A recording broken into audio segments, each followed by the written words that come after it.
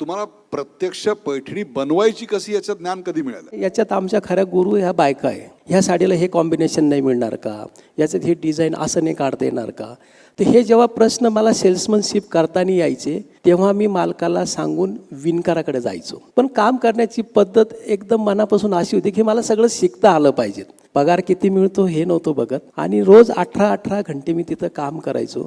त्याच्याचमुळे मला मार्केटिंग असेल, सेल्समनशिप असेल, मॅन्युफॅक्चरिंग असेल, ह्या सगळ्या गोष्टीची तिथं माहिती झाली. आज तुम्हाला सांगतो का आमच्याकडे जर कोणी कस्टमर आलं तर माझ्याकडे आता जवळजवळ 150 सेल्समन मी त्यांना काउन्सिलिंग करतो. तर सगळ्यात पहिले आम्ही हे ओळखतो का याच्यात मेन कोणी, ह्या 4 जणांमध्ये बाई मेन आहे का माणूस मेन आहे. ते बोलण्यातून आमच्या लक्षात येतं. ग्राहक आल्यानंतर हे ओळखता आलं पाहिजे की याच्यात डिसिजन घेणारं कोण आहे. आणि डिसिजन घेणारी जी व्यक्ती असेल ती कशी असू द्या, तिला मान द्यावा लागतो.